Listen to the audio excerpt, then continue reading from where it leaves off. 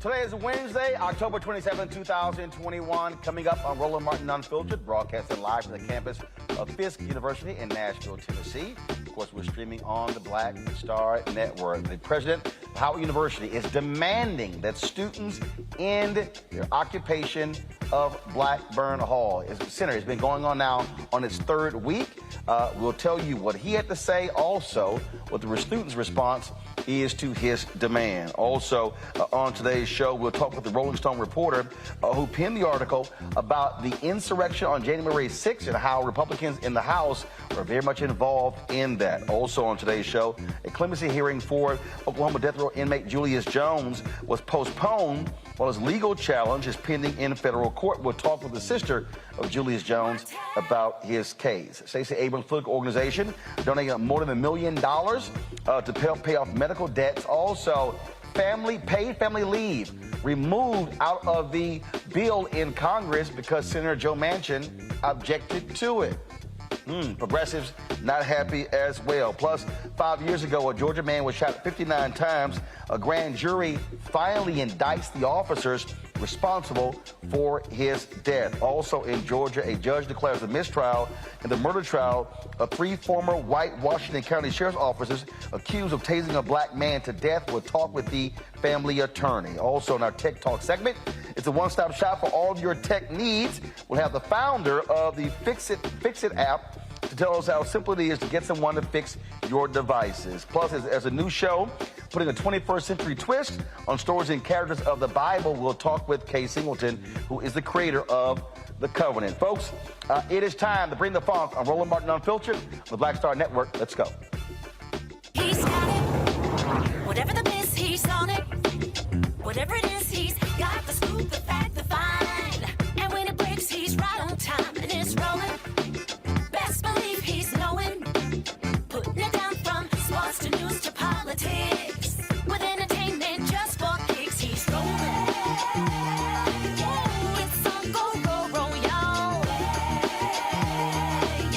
It's Roland Martin, Rolling with Roland now. He's funk, he's fresh, he's real, the best, you know he's Roland Martin now.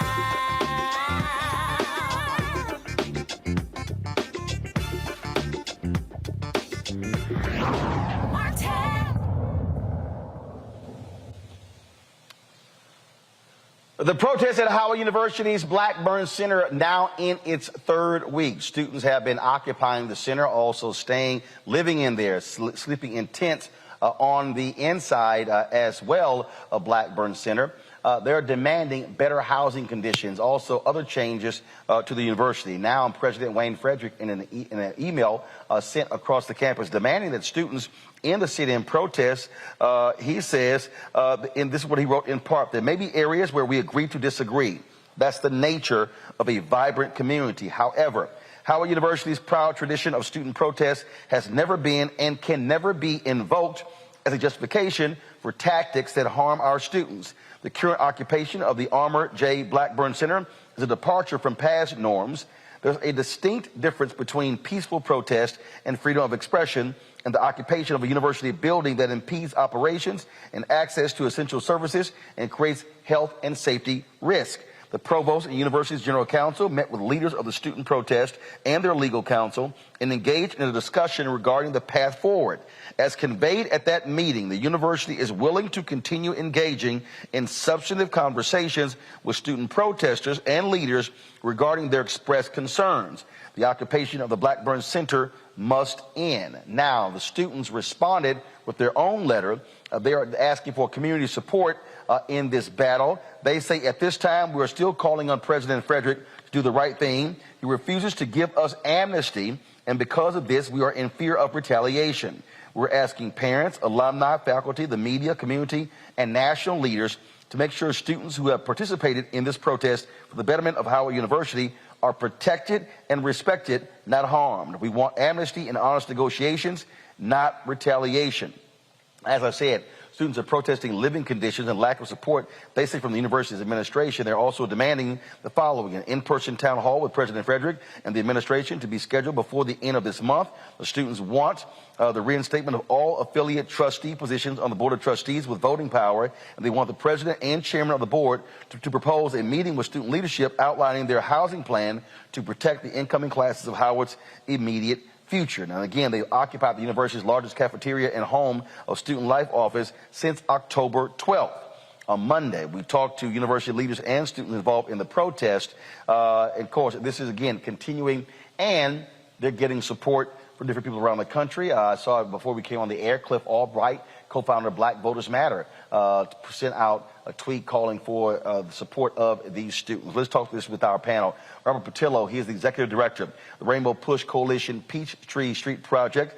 Xavier Pope, host of Suit Up, news owner of the Pope Law Firm, Law and Victoria Burke, writer with NNPA and the Griot. Okay, all right, glad to have all three of you here. Lauren, when you look at what's going on there, you look at the people who have actually gone by there, again, offering their support to these students. The university, again, Frederick comes out making his comment for the first time. And so this has also been a very contentious battle, saying he has not been responsive enough to these students. Yeah, and I don't know that the dictatorial approach that he's taking is going to work. I'm not sure we've ever seen that work with students on campus that have taken over a building or have had a protest. And talking to the students for the GRIO, a piece I did for the GRIO maybe about 2 weeks ago, they were talking about retaliation at that time. The students were very reluctant to speak and use their names. They had referred to instances of retaliation that they had undergone. I'm not sure why it's that difficult to have a town hall with students. You know, I mean, we have presidents of the United States that have town halls on national media all the time. Why can't the president of Howard University have a town hall with his students? And I think, you know, having that type of town hall, letting them air whatever it is their grievances are in public or in private, I mean, however they want to do it, I think would probably go a long way, because they keep saying that they feel like they're not being heard. And quite frankly, I don't see any evidence that they are being heard. I mean, I'm not seeing anything where the president is having meetings either with a smaller group of students directly or a large group of students at a town hall. So, I mean, I know that it's not easy to get publicly criticized. It's not easy to be criticized in the media. It's not easy to run a college or university in this moment when we had COVID and all these other difficulties that higher ed administrators have. So I'm not saying that Dr. Frederick's job is easy. It's not a job I've ever done, so I can't speak to some of the complications that I'm sure he has.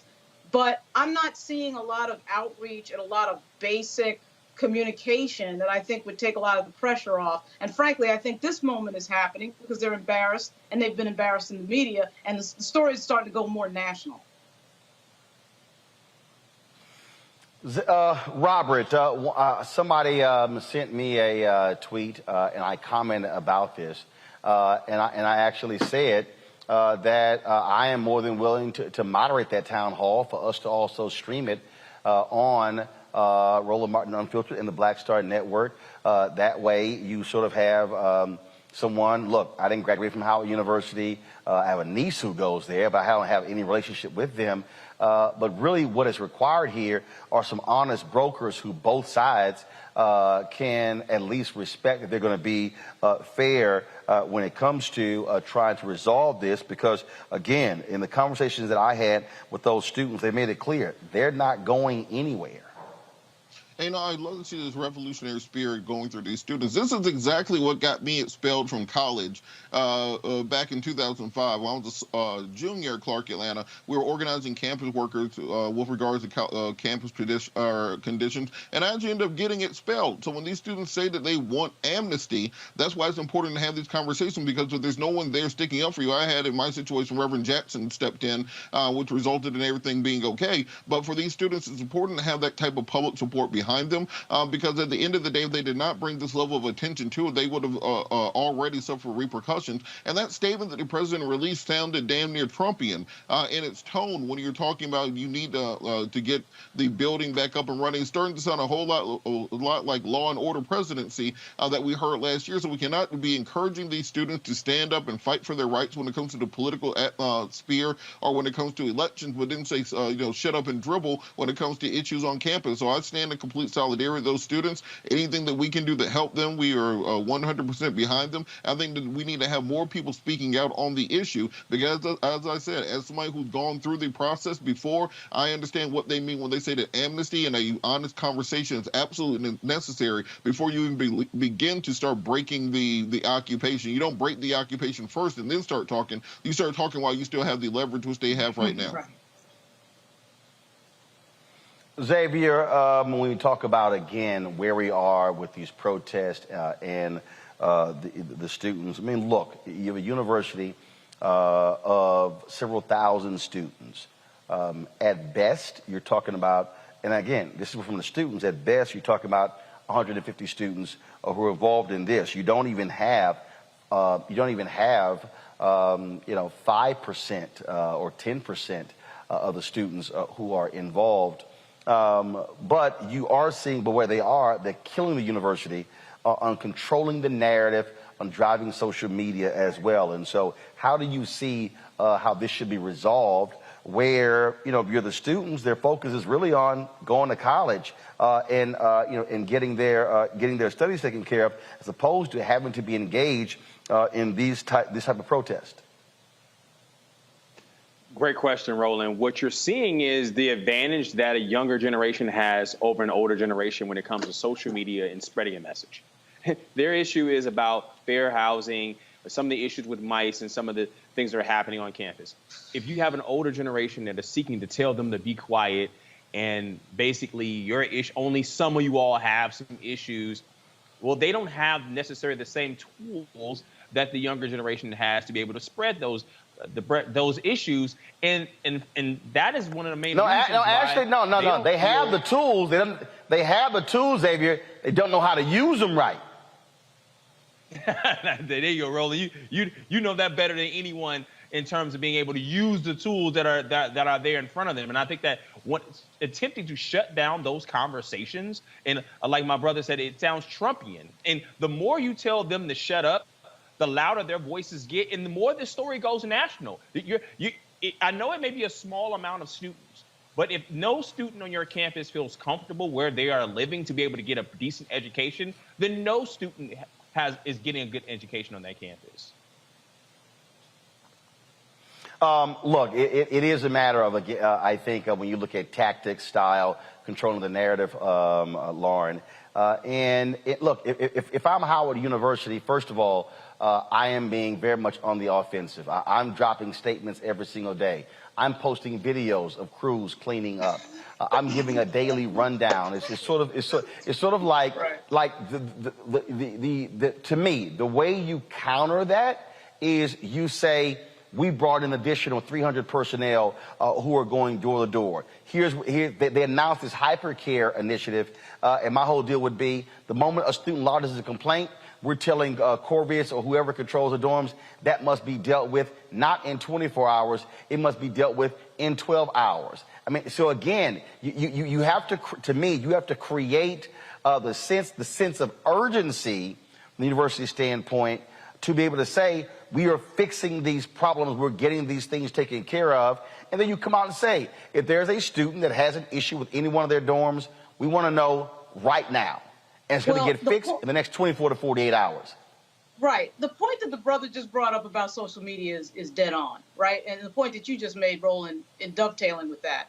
These students are beating them like a drum on social media because they're doing, Roland, what you just said, which is presenting, they're not just complaining and they're seen with a bullhorn standing outside of Blackburn. They're showing the problems visually on their social media accounts. So anyone can see that because, of course, there's no filter.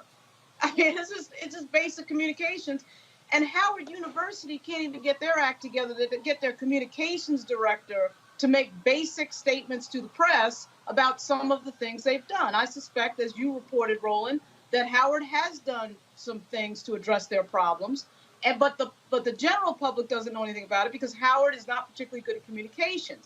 The other thing I would say is some of these academics that have a lot of letters after their name, that are PhDs, they tend to get into this sort of arrogant, ego-driven mode of not wanting to listen to people who are not PhDs. So I think one exercise that might be a good idea is for the president to sit there and listen to the students go on and on about their problems at a town hall. What are you gonna die over that? Is the world gonna end? You sit there for 2 hours, you listen to them, voice their concerns. Some of those things I suspect Dr. Frederick can fix, and some of those things I suspect Dr. Frederick cannot fix. You have a clear communication with them. Why is this difficult? People do this all the time. But that type of self-study, and it's interesting because the irony here is we're talking about an institution of higher education. You're teaching people and encouraging people to be outspoken in the world and to have views and to go out and express themselves. And then when it comes down to you doing it in your own real world life, now all of a sudden you have a problem with that when it comes to the students that are at the university. And shout out to Dr. Greg Carr, who has been supporting the students on Twitter and adding some color to this. I mean, I just don't understand why they can't have a town hall. Why is that a big deal? You're not capitulating to a whole lot. You're agreeing to a conversation. Well, why is that a big deal? And optically, I think it would be a win for Dr. Frederick. But, you know, I mean, whether you've been to college or not, I sense some institutional arrogance. I'll say that. And Roland, look. Well, I'll tell you, Robert and Xavier. Again, this is how I would conduct their town hall. I would say university-wide. I would have all of my leaders sitting right there. And when a student says, hey, here's an issue, I would then go, so-and-so, write that down. See, not even wait. No. You come, give them your information right now, look into it. See, again, that's how I'm handling town hall. See, I'm not even sitting here getting into a debate, a conversation, into an argument. Now, if somebody says something that's demonstrably false, then I think you correct it. You allow them to vent, and you simply say, that's who's going to be taken care of. And so then what you're doing is you're showing transparency and public accountability, saying, this is the person who's going to handle that issue. Oh, that's an academic issue? This is that person. That's a financial aid issue? That's that person. That's a housing issue? That's that person. And then what you do is you tell those companies that have the housing contracts, all of your top executives must be at this town hall. That is how you do it. Yeah. But Roland, I think better get Roland on the phone. You get to that. Yeah, I think even before you even get to that point, however, what's so hard about saying these students will have amnesty? That they will not be prosecuted, they will not be negatively impacted academically, they will not be expelled as a result of this. You can do that right now. Before you even have the town hall, before you do anything else, you can send out a tweet right now saying these students will be protected from any kind of reprisal as a result of their protests. As somebody who's been through it, I can tell you that's very important when you're trying to explain on a law school application why you got expelled from a university. So these kids' futures are on the line. And I think that that's something they can do right now before you even get to the optics of the town hall, to the optics of trying to control the narrative on what's going on with students, to the social media lapses. You know, it's almost like an 80s movie where you have the students who are protesting the overbearing dean or whatever it is. You never beat the students. The students always win. So I think the university has to understand that they're going to, unless you want to alienate what finances your university existing, without students, you do not have a university. I think unless they want to find themselves in that situation, they will come to the table and capitulate to much of what the students are asking for, and that begins with telling these students they will have amnesty, they will not face any consequences for exercising their rights and actually pushing for the change. We tell them they're going to college to learn how to change the world, and you cannot punish them for doing so. Xavier? Yeah, the more this becomes a bigger issue, Roland, the more this becomes a tool for the right. I mean, we all know that Kamala Harris went to Howard University. I mean, you're setting yourself up for even more damage that are ancillary to the debating issues that are being brought for a small number of students. So you want to be able to get the issues out there, get someone out there to be able to hear those issues and move past this issue.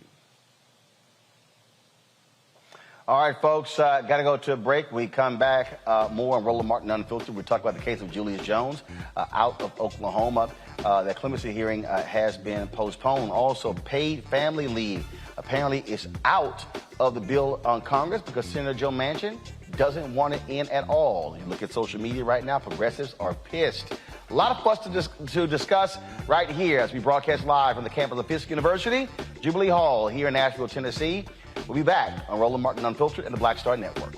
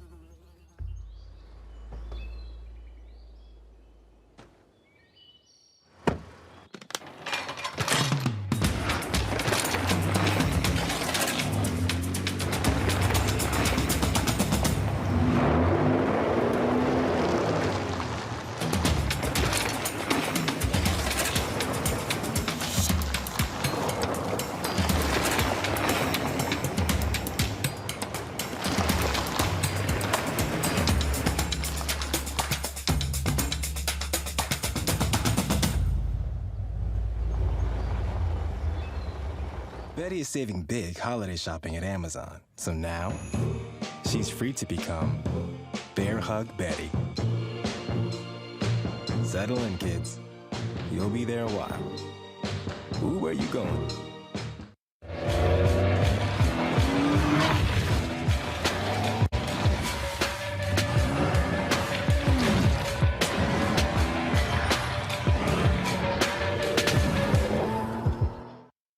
Hi, everybody. This is Jonathan Nelson. Hi, this is Cheryl Lee Ralph, and you are watching Roland Martin, Unfiltered.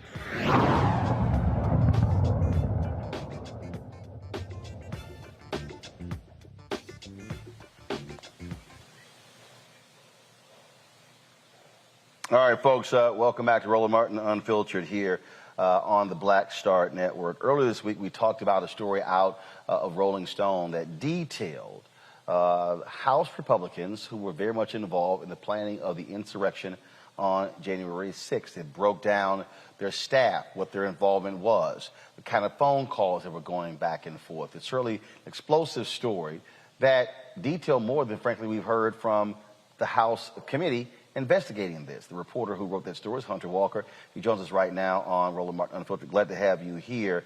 It's interesting, Hunter. I saw Eric Erickson, who's a conservative. He tweeted earlier today, critical of media coverage of January 6th. I responded by saying, frankly, I think what happened on January 6th is being underreported. You have Condoleezza Rice, who goes on The View talking about, oh, you know what, Americans have other things they want to care about. We should move on. No, as your story laid out, the individuals and their staffs that were very much involved in the planning of what took place on that day, they are still in power. If the Republicans take control of the House next year after the 2022 midterms, those individuals will be in the majority. They will be wielding power. You know, I was there that day, Roland, and I absolutely agree with you that if anything, people are not paying enough attention to what happened. You know, watching it play out in front of my eyes, it was absolutely apparent that this was a violent attack on the very heart of our democracy that was, you know, perpetrated with, at the very least, support and encouragement from elected officials. And you don't need an investigation to know that. You know, Mo Brooks, congressman, stood on that stage and told people to fight. President Trump also told them to fight and encouraged them to march to the Capitol. There were members of Congress billed as speakers participating in that wild protest that was supposed to occur on the Capitol steps. It was also apparent to me just how violent this act was. The Capitol Police, who testified in July before the House Select Committee, have said they engaged in quote-unquote medieval fighting that day, as this crowd armed with weapons from clubs to axe handles that I saw in the crowd, you know, absolutely just brawled with them on the steps of the Capitol. And it was also apparent to me that it could have been so much worse. Those officers have talked about, you know, not being able to fire at the crowd.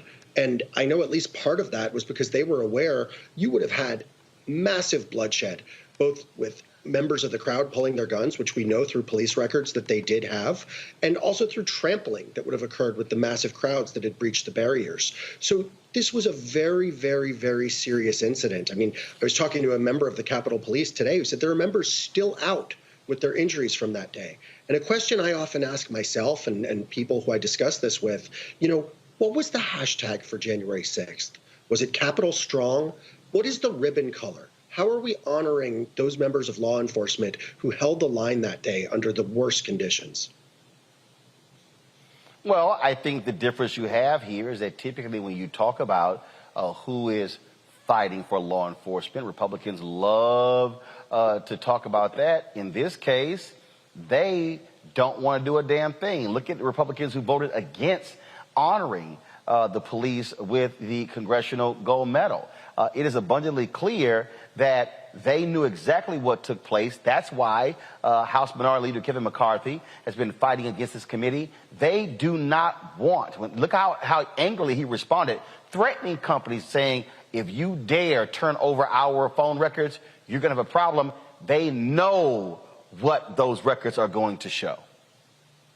And it's been interesting to watch the feedback through my story. I had Congressman Louis Gohmert of Texas, one of the members who I named as being, allegedly involved in planning out these rallies. Today he was taking issue with the fact that in one of my emails to him, I accidentally wrote she instead of he at one point. And he was, mocking the story as quote unquote vague gossip. And he never answered that email. And on Twitter today, he never answered any of my questions about what his specific objections are there.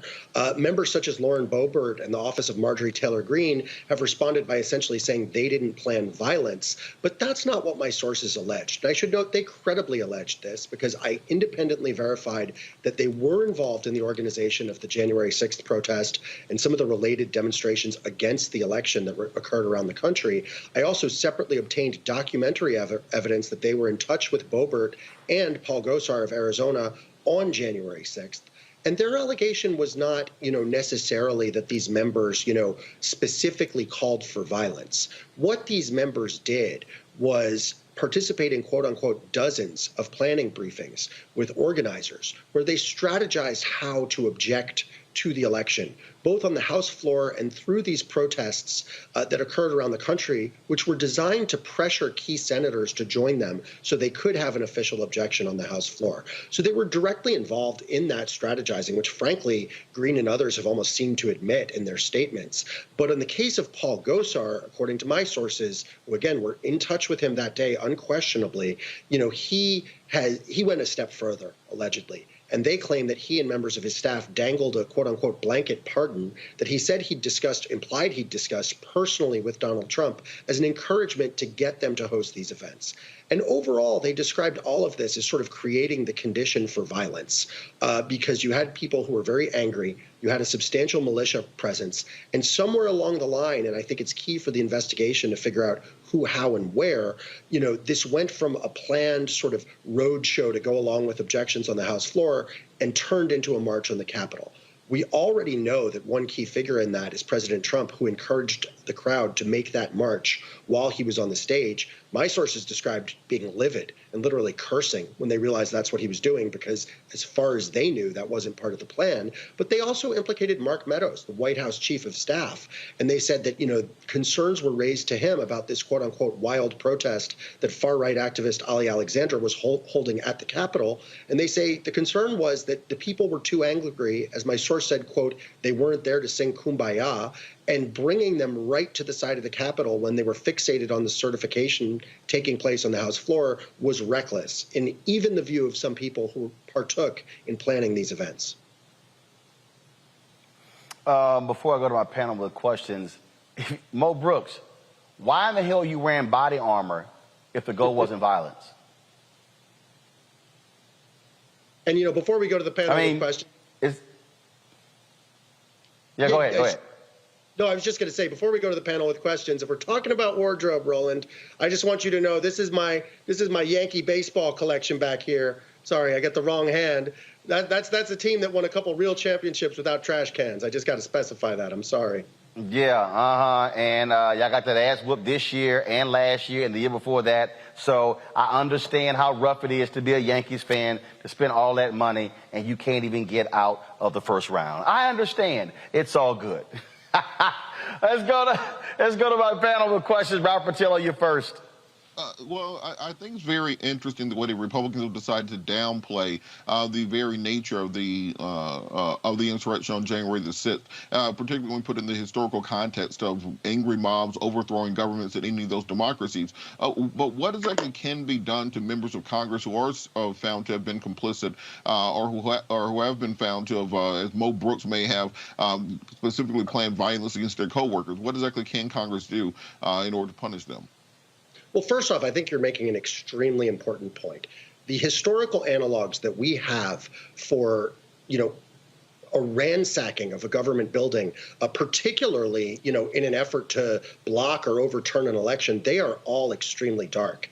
And part of the reason I'm so adamant about continuing to investigate this, but also, keeping the focus on it, encouraging people to pay more attention, is I truly fear that if we ignore the fact that we've now not had a peaceful transfer of power, we've now had an authoritarian attack on the Capitol, this can only metastasize within the society. Now, in terms of, repercussions, frankly, Merrick Garland holds a lot of the cards here. And my understanding from talking, an important thing to understand is there are two parallel investigations right now. There's this House Select Committee investigation, and there's also the DOJ investigation being led by the FBI. Now, the DOJ investigation is the largest in the Bureau's history. Sources familiar with it have told me that they're really taking a traditional criminal investigation approach. And that means, sort of operating with the target being a pyramid, and they're starting from the bottom and going up from there. And right now, that means arrests of the people who actually entered the building. It's not clear how far up that pyramid the FBI will get or how long that will take. So, these questions of what was the White House's involvement, what was member of Congress's involvement, what was the involvement of members of Congress, it's not clear the FBI will get there or how long it will take. The House Select Committee is essentially taking the opposite approach and looking at the higher level organization. However, they do not have criminal authority. And as we saw when Steve Bannon tried to defy their subpoena, what they can do is make criminal referrals to the DOJ. So when it comes to members of Congress, my understanding from sources is if they do find what they believe is criminality, such as, for example, in that pardon allegation, they would likely refer that matter also to the DOJ, just because they would prefer a nonpartisan body with criminal authority to investigate it. If they see that the DOJ is not acting or not acting quickly enough and they want to take action against members of Congress, frankly, the options are pretty weak. They begin with a reprimand, which is essentially a strongly worded letter. They then go to a censure, which is, I guess, a louder, strongly worded letter. Then they involve stripping someone of committees. That's already happened to Marjorie Taylor Greene, so that couldn't happen to her again. The last step is expulsion from Congress. And since my story was published, many Democrats have called for this for some of the people I named. However, expelling them would require the support of 2/3 of the House. So there's no way they can do that with Republicans. And as you just pointed out, Republicans have really been focused on downplaying this, protecting their allies, and trying to move on. Lauren.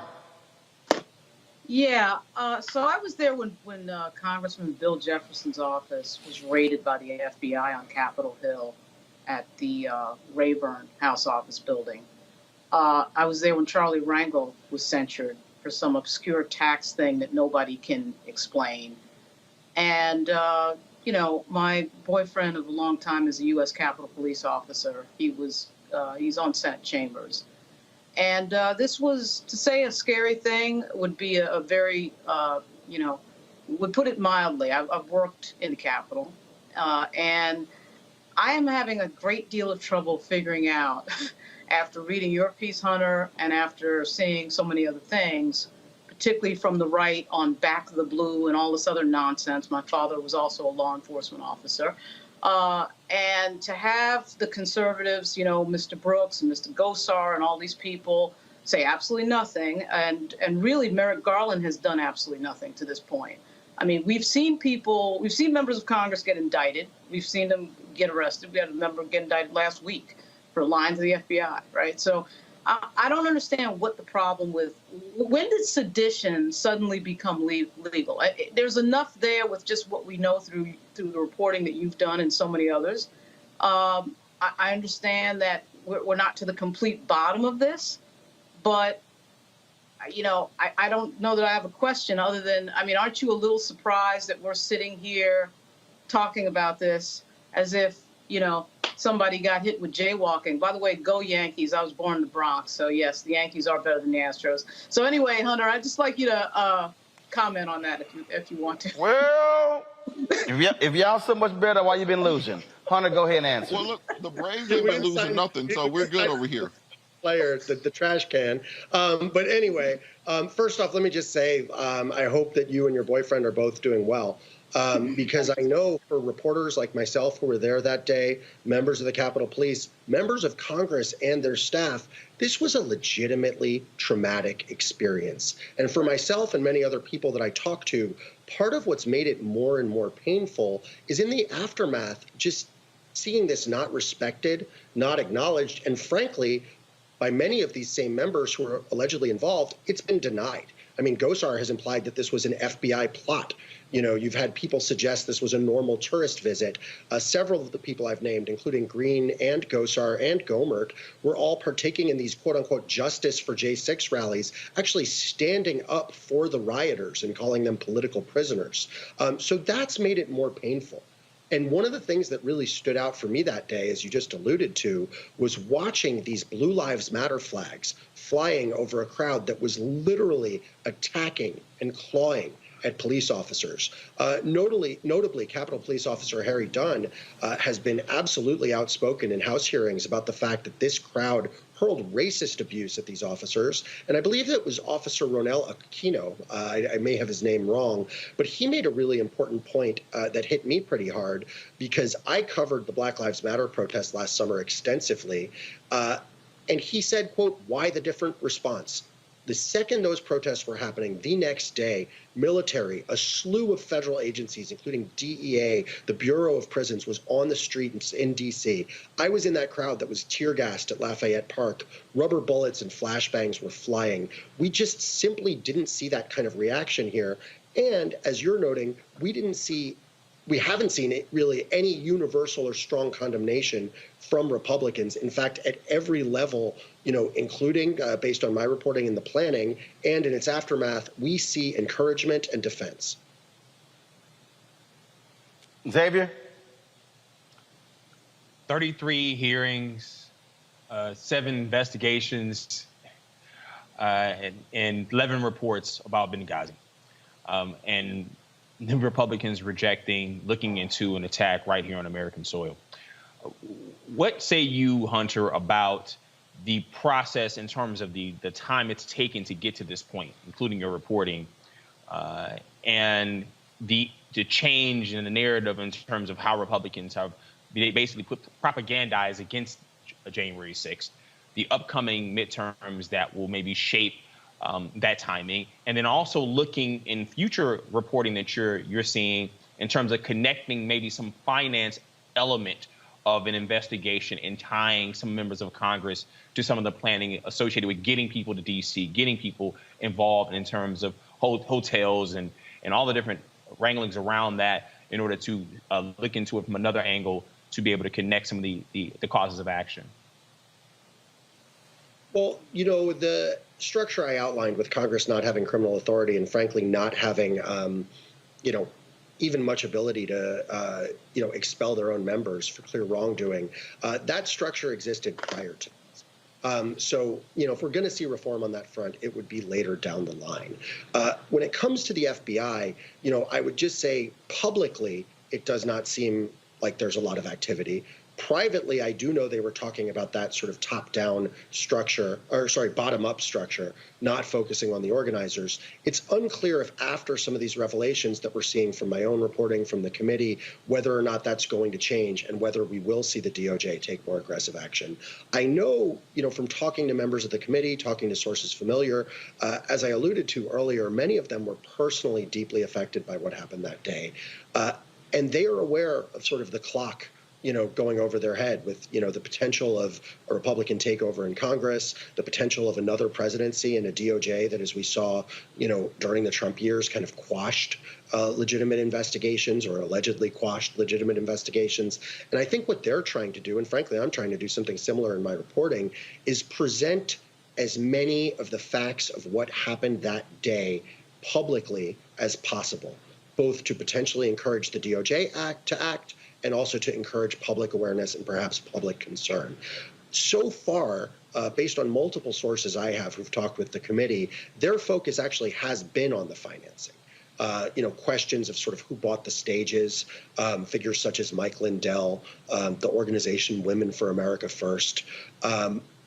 However, what I do wonder is whether in light of these witnesses who are now coming forward, these sources who spoke to me, whether in light of this information, they do start focusing on this question of members. Because I think that, you know, political figures, whether they be members of Congress or allies of the administration, people such as Jared Kushner, we've seen them be sort of the third rail in Trump-era criminal justice.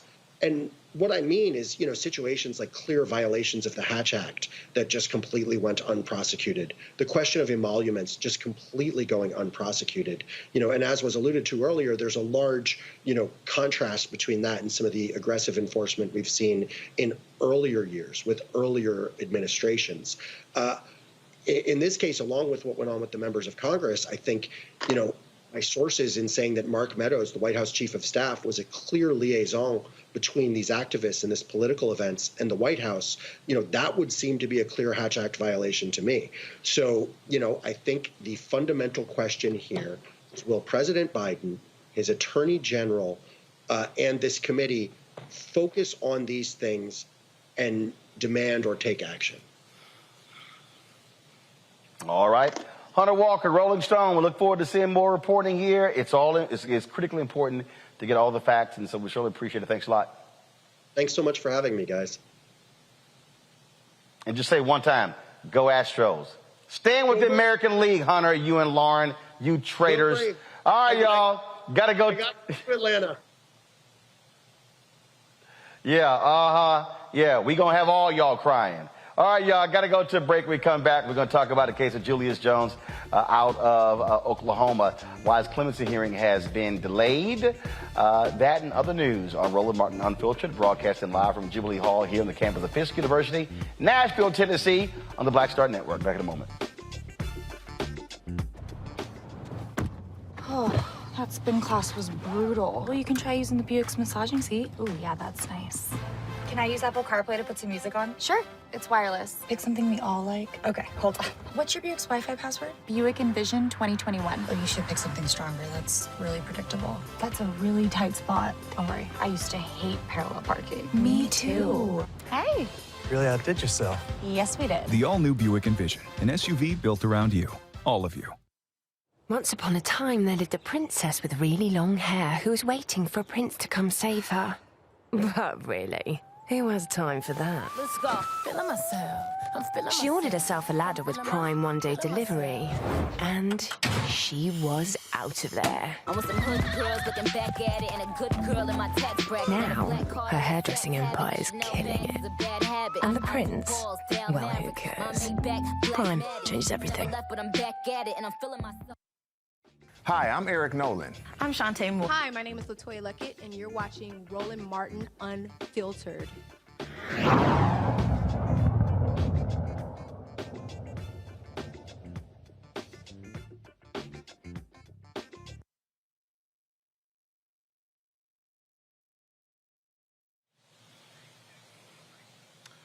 The fight over the life of Julius Jones continues. His clemency hearing has been delayed while there's a legal challenge. Remember what the governor said. This is the brother who's made it clear that he did not commit a crime he was convicted of. The parole board said that his case he should be switched to a life in prison without parole. They said, look, there are issues with this particular case. Well, you have district DAs and others who've been questioning that. So you've all of this battle going on. And the governor said, well, let's simply allow for a clemency hearing. Now, execution date has already been set, so he's on the clock. So now the hearing is being delayed. So we want to talk with his sister. She joins us right now.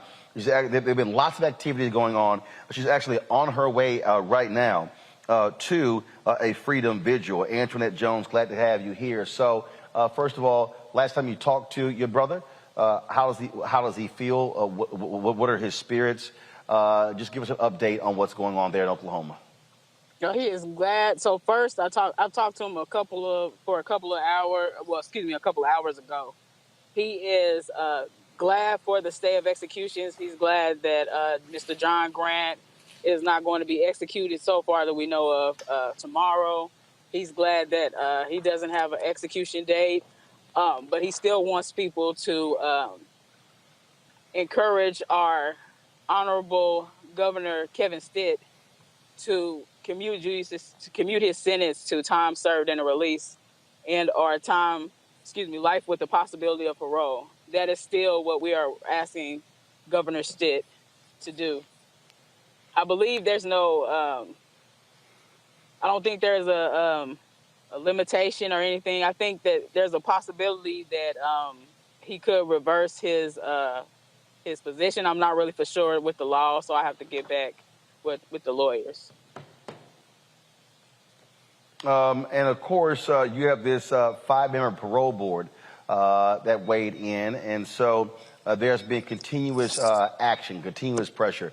We've had Tiffany Lofton on the show. She's been down there in Oklahoma, other activists as well, and so all of that work has really kept the focus on this case. Yes, sir. Yes, sir.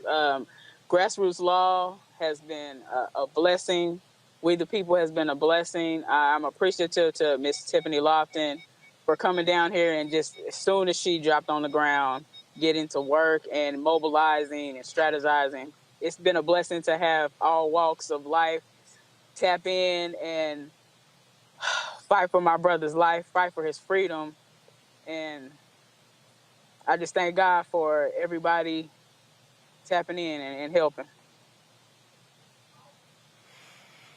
So where are you now with the legal challenge? So what exactly is the legal challenge which caused the clemency hearing to be postponed? So from what I was told is that there's a stay of execution because of the protocol, like the drug usage. So the last 2 executions, they were botched, from the drugs that were used. So that was my understanding. I'm not real familiar with exactly what all that entitled. So, yes, sir. Well, it is certainly a case that we're going to continue to follow. Want you to be safe there as y'all are going down the road to this vigil.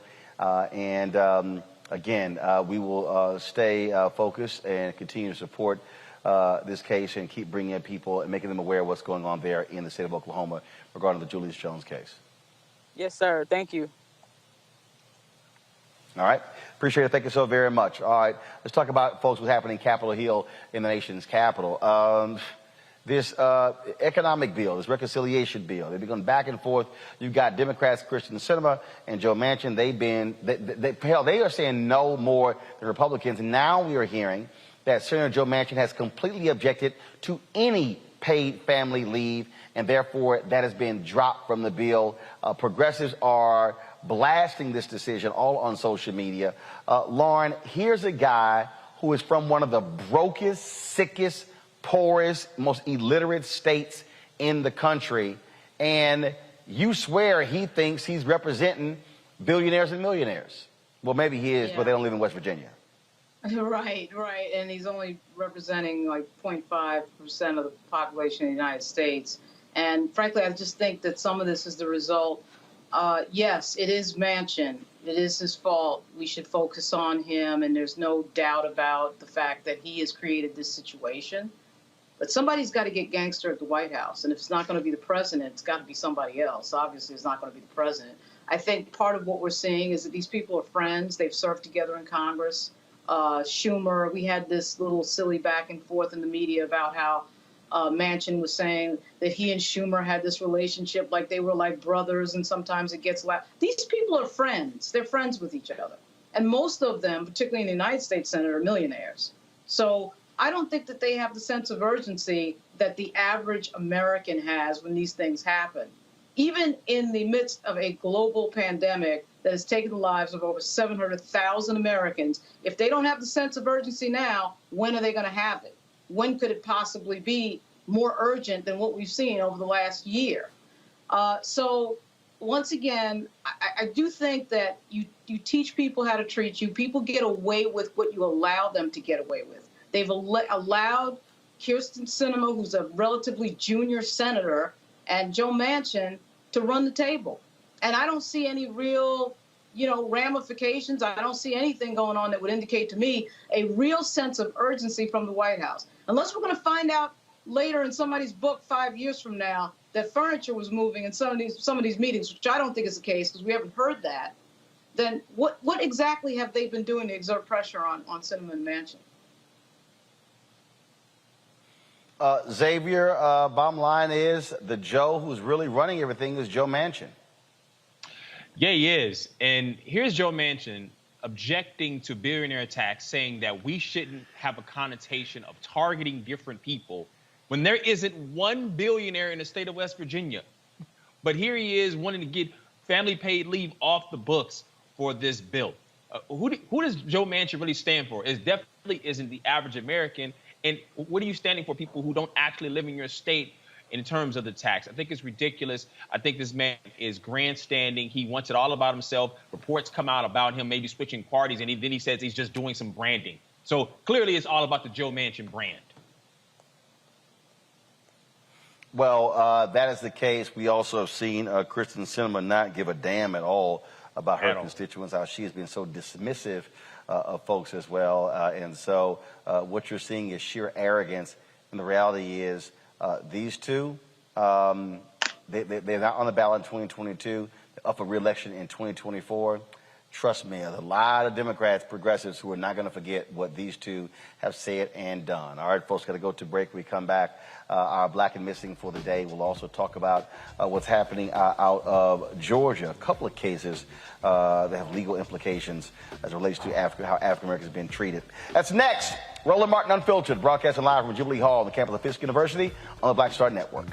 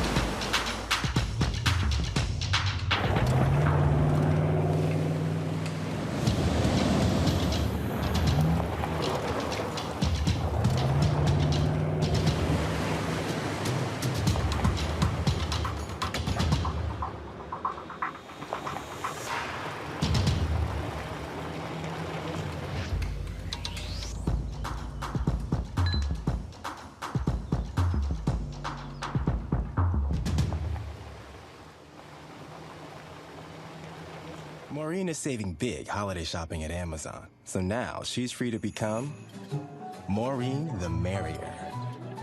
Food is her love language, and she really loves her grandson. Like, really loves. Hey everybody, it's your girl Lunel. So what's up? This is your boy Earthquake. Hi, I'm Chaley Rose, and you're watching Roland Martin Unfiltered.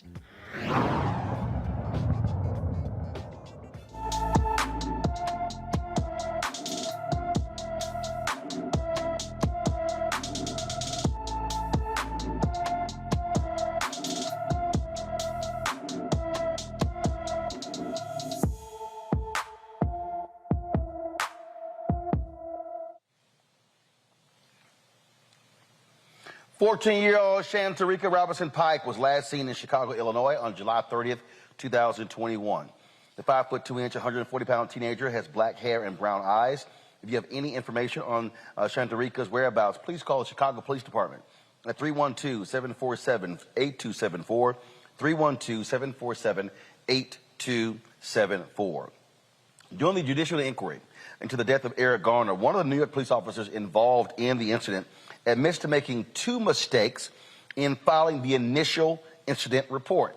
It's amazing how they always seem to do that. Arresting officer Justin D'Amico acknowledges two critical errors he made in filing the report on Garner's death, writing that no physical force was used in the arrest and charging Garner with a tax avoidance felony. However, a top-ranking New York Police Department official testified there was no cover-up in the internal investigation into the officers. Of course, Garner was killed on July 17, 2014, after D'Amico's partner, Daniel Pantaleo, put Garner in a prohibited chokehold while arresting him. It's always amazing how they always say after the fact, oh, the information, I didn't get it right. Oh, kind of timely.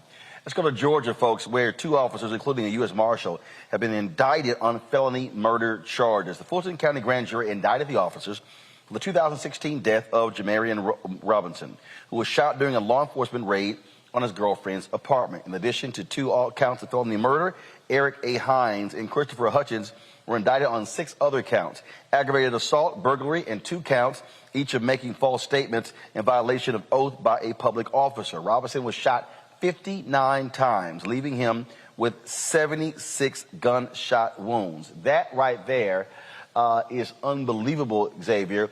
And again, I keep telling people, and yes, indicted and charged is not the same as convicted, but the reality is, if it was not for the activism of Black Lives Matter over the last 8 to 10 years, you would not see the increasing number of police officers who are being charged or indicted. Roland, 76 is just unbelievable. I mean, that's just numbers astronomical to put in someone's body. First, with Eric Garner, how could a police officer put in a report that 10,000 versus 4 packs of cigarettes? I mean, 10,000 and 4 don't even look alike. Number one, in terms of, and what we're seeing is increasingly the lying that is on the paperwork to be able to do this is because they're allowed to do it. No one is holding them accountable for this, and only through activism are these records are becoming public knowledge. And I know that there's nothing that can be done with this inquiry in New York, but it still puts pressure and it still puts something on public record for something to be done in the future. And so that's the most important thing there. The ball is still being moved forward. I know people want more action, but there's something being done. And then also, it's really important that there's a focus on qualified immunity and things of that nature, but there really has to be a change in our laws that really focuses on the standard of conduct for police officers. And if you violate that certain standard of conduct, then it becomes criminal. We really have to put pressure on making sure that's the law that changes instead of relying on what the laws exist where we are currently. Lauren? You know, as the kid of somebody who was a member of the NYPD, I would say that the culture is that of not wanting to be questioned and really, just running the table on everything. So when you see this sort of impunity in paperwork, we see this, the things that are written down in paperwork and nobody pays any price for it. Obviously, that's part of the culture, unfortunately, of lack of accountability. A lot of these big city police departments feel like they are above being questioned. And you're right, Black Lives Matter did change the calculus, at least opened the door to being questioned. I mean, it's still a very rare thing that a law enforcement officer is prosecuted for anything that happens while he's on duty, while he or she is on duty. But you can see that at least we're questioning these things. At least, we're looking into these things. And I'm not sure why the profession of law enforcement is so sensitive about these issues, because everyone understands that these jobs are complex. It's a tough job. I actually think what's at the root of a lot of these problems is that we ask our police to do too much. We have no policy really for mental illness in terms of handling people who are mentally ill. We expect the cops to handle everything, literally everything. And the profession of law enforcement needs to be, I think, a little bit more aggressive about trying to figure out how to get out of some of these calls that they are involved in that really don't require somebody with a firearm. So there's that. And I just also think, too, that the National Fraternal Order of Police misses the boat every time on issues around gun control. They're the ones that are at risk when we allow people to have any gun they want, anytime, any place, particularly in certain states. And they're the ones at risk, and yet they don't say anything when the issue of gun control comes up. So, I don't get a lot of what goes on with leadership in these police departments, because I do think that there are a lot of issues that they could really make better for themselves and society at large, and they choose not to do that, and we see the results. Let's talk about this case out of Georgia, where a Georgia judge declares a mistrial in the murder trial of 3 Washington County Sheriff's officers accused of tasing a black man to death. The jury could not reach a unanimous verdict on whether Henry Lee Copeland, Rhett Scott, and Michael Howell were guilty of felony murder involuntary manslaughter, false imprisonment, and aggravated assault charges related to the death of Uri Martin. The trio tased Martin 15 times in 4 minutes after Martin refused to stop for them while walking to visit relatives on July 17, 2017. The defendants remain free on bond while prosecutors decide if they will retry the case. Man, do we have the family attorney ready, folks? I'm here. Joining me now is Moolee Davis and Francis Johnson, the Martin family attorneys. Glad to have both of you here. For those who don't know, he was walking. They stopped him because was he committing a crime? Why was he even stopped? There is no legal basis for him to have been stopped. He was literally walking from a town called Milledgeville to Sandersville. And at the time, he was in a small town called Deep Step, which is in between Milledgeville and Sandersville, just merely walking down the street. This is an incident of a black man being killed by law enforcement for walking while black. Period, point blank. There is nothing more to it. This is in July. He asked one resident for some water. That resident shooed him away, said no. He kept walking. So he didn't violate any law.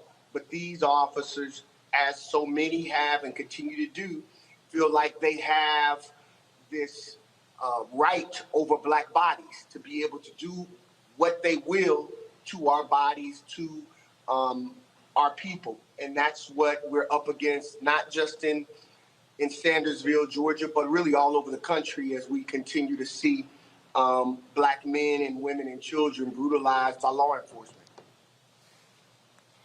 Jury did not come to a conclusion here. First of all, 3 white sheriff's officers. What's the makeup of this jury? The makeup was about half and half. One of the things that disturbed us, Roland, was that they... First of all, when you say half and half what? Black and white. So there were... Got it. Yeah, they had 14 with 2 alternates, 7 black, 7 white. One of the issues was that during the course of the trial, they discovered that a distant relative, but a relative of one of the defendants was on the jury, and they didn't excuse him. And how he didn't realize that this was one of his relatives during jury selection still baffles and befuddles all of us. But yet and still, once he disclosed that he was a relative of one of the defendants, we believe that he should have been dismissed. The law didn't require it, but we thought that when you're seeking justice and truth in a very volatile kind of situation such as this, you should make sure that the community feels as though this was done fairly, and the community does not feel that way as it relates to this juror being left on this jury. Man, this is certainly. First of all, it was revealed and he was left on. Was the judge asleep? No, he came to the judge. He said, our cousins or our grandfathers were cousins, and I realized that we're related. There was initially a motion by the district attorney for him to be excused. The defense opposed it, and then the district attorney withdrew that motion, and they left them on, and they continued forward. And they deliberated. They started Friday deliberating, and then, on yesterday, the judge declared it a mistrial. They indicated that they were just deadlocked, and there was no hope of a unanimous decision either way. And we don't know what the split was for conviction versus acquittal, but this was just, again, traumatizing for the family to watch and have to hear Mr. Martin begging for his life and begging them to stop as they jolted him with 50,000 volts of electricity 15 times in less than 5 minutes. And then they left him and didn't perform CPR on him. And the witnesses, their testimony, the lay people who were there and observed this said that they treated him like worse than a dead animal. Well, hopefully these prosecutors are going to retry these three sheriff's officers. Sad. Attorney Davis, we surely appreciate it. Thanks a lot. We appreciate you. We appreciate you all focus some attention down here and really hope that we can finish his march from Milledgeville to Sandersville, because he should, and we all should be able to walk where we want without the threat of violence by police or others. So thank you. Certainly agree with that. Thank you so very much. Going to a break. We come back. We'll give you an update on the Ahmaud Arbery case and cover some other news right here on Roland Martin Unfiltered on the Black Star Network. Oh, that spin class was brutal. Well, you can try using the Buick's massaging seat. Ooh, yeah, that's nice. Can I use Apple CarPlay to put some music on? Sure. It's wireless. Pick something we all like. Okay, hold on. What's your Buick's Wi-Fi password? Buick Envision 2021. Oh, you should pick something stronger. That's really predictable. That's a really tight spot. Don't worry, I used to hate parallel parking. Me too. Hey. Really outdid yourself. Yes, we did. The all-new Buick Envision, an SUV built around you, all of you. Once upon a time, there lived a princess with really long hair who was waiting for a prince to come save her. But really, who has time for that? Let's go. Feeling myself. I'm feeling She ordered herself a ladder with Prime one-day delivery, and she was out of there. I'm with some hood girls looking back at it, and a good girl in my tax bracket. Now, her hairdressing empire is killing it. And the prince? Well, who cares? Prime changed everything. But I'm back at it, and I'm feeling myself. Hi, I'm BB Winans. Hey, I'm Donnie Simpson. What's up? I'm Lance Gross, and you're watching Roland Martin Unfiltered.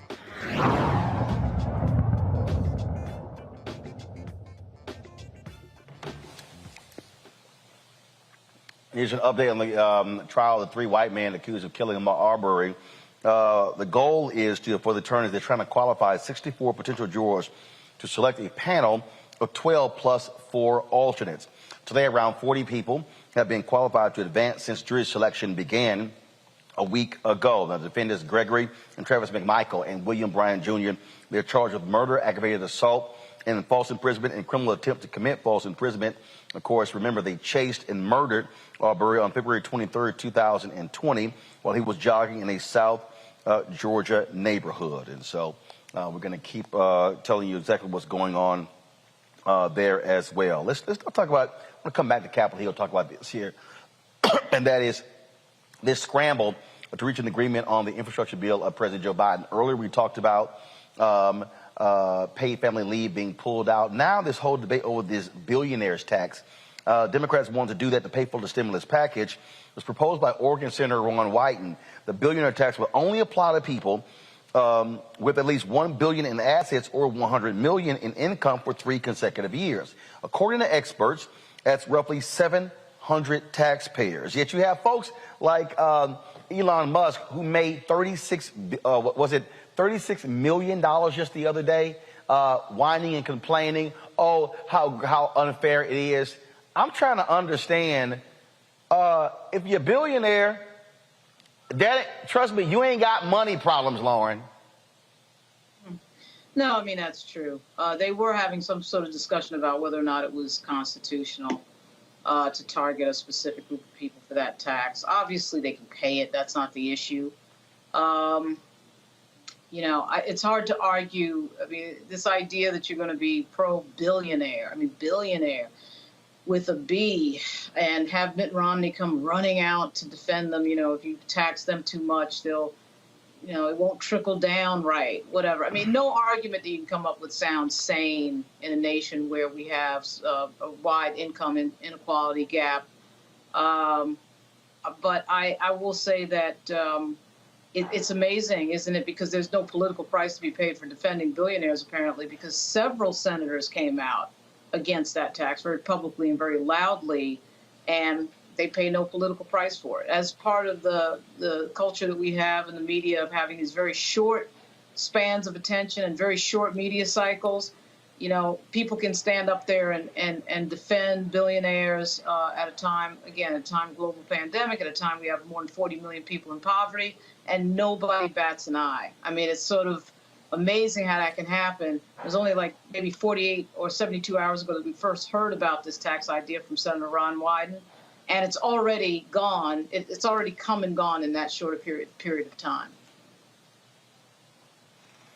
It's crazy to see the negotiations going on Capitol Hill, Xavier. And if people want to see how the rich are easily protected by Congress, they're getting all they need to know right now.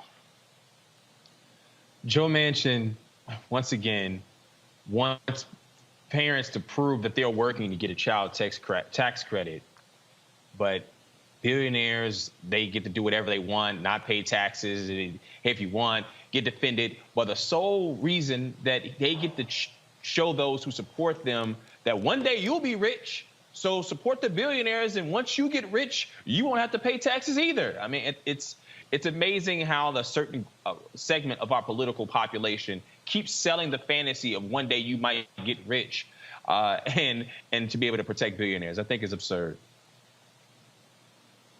It is certainly that. Let's stay in Georgia, where Stacey Abrams, her group Fair Fight Political Action Committee, they're donating $1 million to cover the medical debts for people in 5 states. They're working with a nonprofit group, RIP Medical Debt, which is dedicated to clearing personal medical debt. They will use a donation to clear the debts of more than 100,000 people in Georgia, Arizona, Louisiana, Mississippi, and Alabama. RIP Medical Debt says Fair Fight's donation is the 3rd largest in its history. The group has wiped out more than $5.3 billion in medical debt since 2014. How about this, Elon Musk? If you want to do something, why don't you pay off the medical debts of, let's say, 1 million people in America? And guess what? You can get a tax write-off by giving to a nonprofit. How about that, Lauren? Yeah, what an idea. Elon Musk is too busy, going to movie openings and being an attention whore to care about something with regard to anybody else other than Elon Musk. So that's unlikely to happen. It is good to see that Stacey Abrams is doing that. I'm pretty sure it's still true that medical debt is one of the biggest drivers of bankruptcy filings in the United States. And because this country has no health care program until Obamacare came along, right? I mean, there was no way to really easily get health care without going bankrupt if something happened. Right. It's really like the only industrialized nation that has that problem, and it's ridiculous. I do get a kick, Xavier, out of people like Elon Musk bitching and moaning about the government when the reason he is the billionaire, government tax breaks. Right. Yeah, sweeten the pot. How about sweetening the pot for those who are in debt right now? This is the worst time in the country's recent history to be in debt, whether it's medical debt, whether it's personal financial debt, or whether you owe money in terms of your housing and rent. That there are Americans that are struggling on a level that we cannot even comprehend right now. And we're sitting here battling over whether billionaires should be able to pay their fair share to be able to solve some of the issues in the country. I think that is really it's really interesting that they have the loudest say when they have the smallest amount of members in their group, 700, and they have the ability to be able to do the things to be able to pay their fair share. All right, folks, I'm here in Tennessee on the campus of Fisk University in Nashville. In this state, they've been having lots of battles over the removing of Confederate statues. Well, what was born out of that in Franklin, Tennessee was the adding of a statue acknowledging enslaved Union soldiers.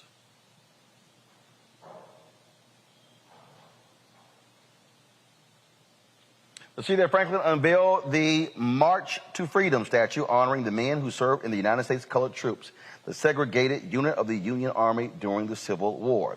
A Confederate statue stands in the middle of the town square. Instead of taking it down, an agreement was reached to create a new historical marker to tell a fuller story of the Civil War, one that included the horrors of slavery and the black people who fought to end it. Boy, but isn't it amazing these people still want to keep their Confederate statues because, oh my goodness, Lauren, what more can we do than to hurt the feelings of the white people who fought to ensure the three of us could never be able to have this conversation free?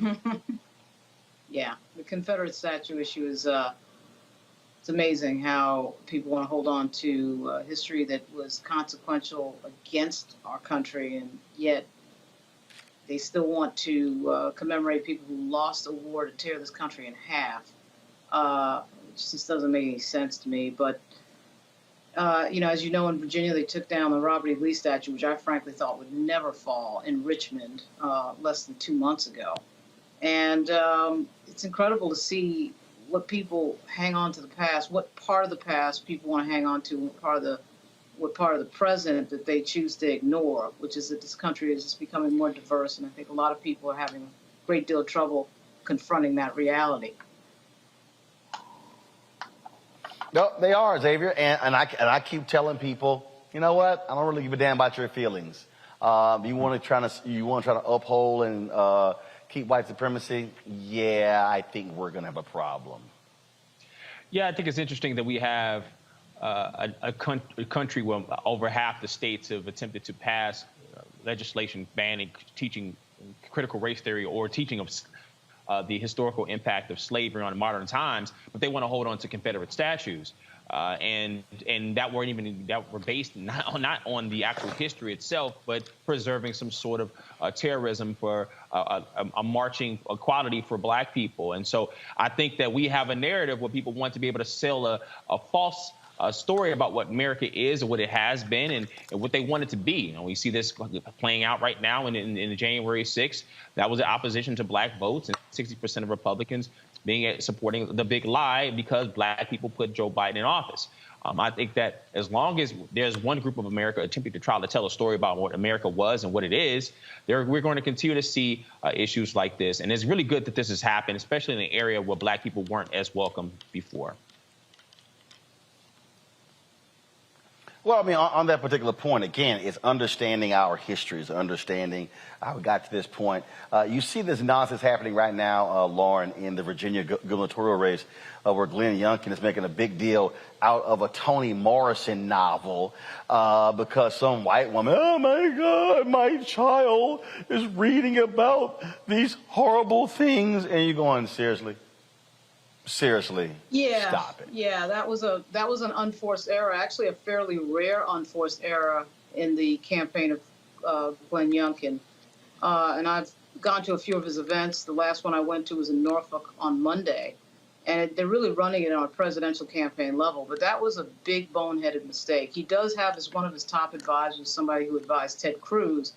And as you can see from this beloved thing, they just can't help themselves. They just had to have the obligatory hysterical white woman video as part of their campaign, which seems to be the staple of all Republican campaigns, particularly in the South. 4 years ago, what they tried to do was vilify Hispanics with an MS-13 related campaign, trying to make Ralph Northam, country doctor from the Army, into an MS-13 member, which was one of the most ridiculous things you've ever seen. This is what Ed Gillespie lost on.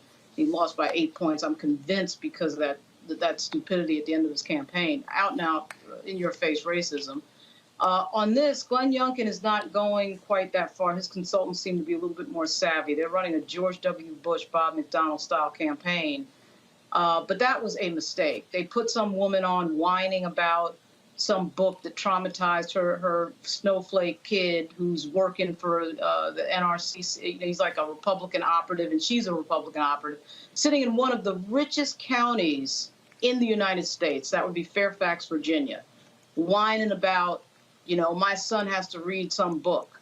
It was a stupid ad. It was a huge mistake. And I don't think it actually moves the needle that much, because the people who would care are voting blue and the people who don't care are voting red. But, I mean, this race is going to come down to a 5%. And now there's rumors that Trump might show up. If he does show up, McAuliffe is definitely going to win, because the undecideds are definitely going to go blue. But that's not confirmed. But that was a big unforced error by unnecessary distraction and a stupid commercial. And he's got it pinned to the top of his Twitter account.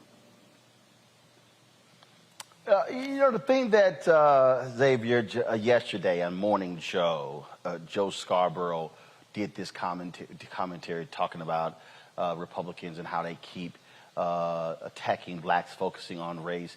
And I'm sitting there going, you just figured that out, Joe? Joe said ever since Joe Biden was elected, the right-wing media has focused their attention on black people. Listen, that's been the attention. That was and it's like, no, Joe. First of all, it's so dumb. No, Joe, ever since Nixon was elected. Yeah, I mean, it's almost like he just found out he had a calling to be able to be woke. And when he found out maybe people are tuning in to watch a show, I mean, because I mean it's clear as day what's going on, and it's clear it's been going on for a while. When Republicans want to seize power, the boogeyman is the black man. This is as old as this country has been around as long as this has been since black folks been free in this country. That's been the tool of weaponized racism since the Civil War. Lauren, I really did get a kick out of Joe Scarborough, this revelation. It was like, oh my God, what Republicans are doing? They're attacking black people. Yeah. I mean, I don't understand. Joe Scarborough is from Florida. He was a member of Congress from Florida, conservative. And from time to time, he does say things on the air which would, obviously acknowledge that there's a racial component in so much of our politics and so much of our history. And then at other times, he says something boneheaded like that. I'm not sure what is so, hard to remember about George Wallace's famous quote, which I won't completely say on the air, about not being out N-worded. And what is so hard to remember about Lee Atwater, that's basically modern politics. We're not going back to the Civil War era. I mean, we're just talking about really the last 50, 55, 60 years. And so Joe Scarborough should be able to remember that history. It is Lee Atwater. It's the Southern strategy. It's Barry Goldwater. They always do this in these campaigns. And, of course, with Donald Trump sitting around, it's getting more brazen. This idea of, I mean, really ever since, if you go back, ever since George Wallace's run for the presidency, we can point to the specific moment in campaigns where black people are used as a scare tactic to make white people vote Republican. Okay, so, I mean, obviously Ronald Reagan had the welfare queen thing. And, I mean, we see it certainly on the state level all the time in these races. We're going to see it. I was surprised, actually, we saw it in Virginia this round because Youngkin's people have been very careful about what they've been doing. But it's like they can't help themselves. They always think that they've got to get white people scared to come out and vote. And they're so not willing. No. They do. Yeah, I mean, it's amazing that they just cannot do it. Just one cycle, they can't get away from it, and they run this ad with this woman, which I just thought it was ridiculous. This woman is not some housewife sitting around that they just happen to find. They did have another commercial of a white female Democrat who voted for McAuliffe the first time when he was governor in 2013 to 2017 that's voting Republican. This is not some person from nowhere. This is a Republican operative. So the entire thing is ridiculous. But it was meant to get us into the thing of scaring white people into the voting booth. And I am amazed at how stupid that move was. I don't know why I'm amazed, but I am. For this particular Well, that's driven by the fact that, they're targeting the improper narrative about children, scaring moms and kids. They're teaching, kids to be afraid and not to be uncomfortable. And that's the narrative of using the boogeyman of critical race theory being taught, which is taught in universities and higher education and not in schools, and instead of real education in terms of America's history, in terms of racism. But that's a whole other topic. And they're using that as a narrative to be able to push people and say, I don't want this to happen to my kids. I don't want my kid to think differently. I don't want to be able to not have control over my children because of the narratives being taught. And it's happening from state to state to state and election to election. And that's now the tactic to be being used to be put in office now. But what doesn't make sense in Virginia Robert, specifically, we got what makes no sense is you're competing for 6% of the vote in Virginia. That 6% is a moderate swing 6%. That we're not Utah, it's not Oregon. So who you try to get with these extreme tactics you already have. That voter is already voting for you. So I could never figure out why they think this type of politicking, which is obviously trying to drive fear into an electorate on race, works with a swing voter. That makes no sense to me. I want to pull Robert into this. Robert, he's back. We lost him a little bit earlier. Robert, I just laughed when I saw that Joe Scarborough commentary. Like, Republicans, they just insist on attacking black people. And I'm like, Joe, they were doing that when you were a Republican member of Congress. Well, it's a reflex. They can't help themselves. I'll give you the perfect example. 2 or 3 weeks ago, when we had the issue of the migrants coming across the Texas border from Haiti, you had Democrats dead to rights. All you had to do was double down on the treatment of Haitian migrants coming across the border as Republicans. Say, look, this is exactly what we told you Joe Biden was. We told you about Jim Crow Joe and all that stuff. They couldn't even do that. They couldn't take the layup. They decided to double down on the side of the Border Patrol agents whipping the Haitians crossing the border. That is how deeply entrenched racism is in the Republican Party. Oh, wait. Then you had Donald Trump going, they're bringing AIDS with them. You literally have Joe Biden dead to rights. Everything you said, now's your time to do your black voter outreach. You bring Candace Owens and Omarosa back in. You know, you get out there. This is your time to shine, all the stuff you said. And they blew the layup, and then Donald Trump tripled down on the racism. It is part and parcel. It's to the point now for Republicans that any criticism of white supremacy is seen as being a criticism of Republicans and of America itself. So the fact that, as it was mentioned in the Virginia race, where the mother is saying she's afraid because her son read Beloved, or they're now claiming that a transgender student assaulted a girl in a bathroom at a school in Virginia, and this is proof that Terry McAuliffe's policies are too liberal, causing children. They're literally willing to take the sexual assault of a child as a political issue in order to gain points, because Republicans do not do voter registration. Republicans do not do ground game. They do not talk to young voters. They do not talk to minority voters. So all they can count on is maximum turnout from scared old white people, because the blacks and the gays and the Mexicans are coming, and they have to do something about it. But as Lindsey Graham said a long time ago, they're not enough old white men aren't being born day by day to keep the Republican Party afloat, and that's why it's so important to get that kind of federal legislation in place, like the John Lewis Voting Rights Act and the For the People Act, because those things are needed to put these things to rest.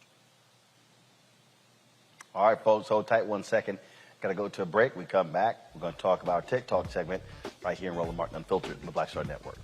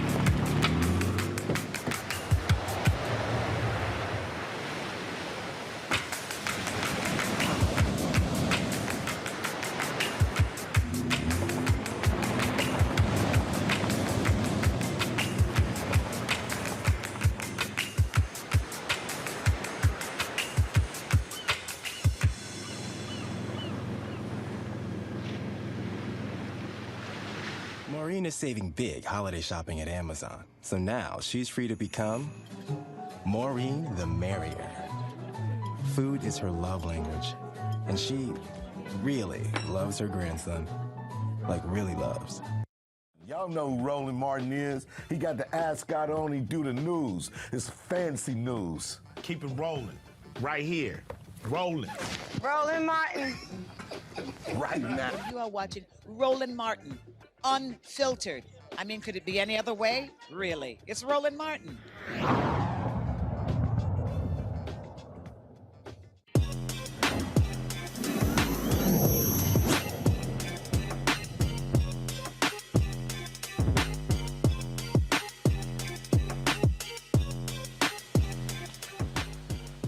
All right, it's a whole bunch of y'all ain't got no idea how in the hell how to use these devices. Something goes wrong, you can't get it fixed, you don't know what to do. Well, there's an app called the Fixed app.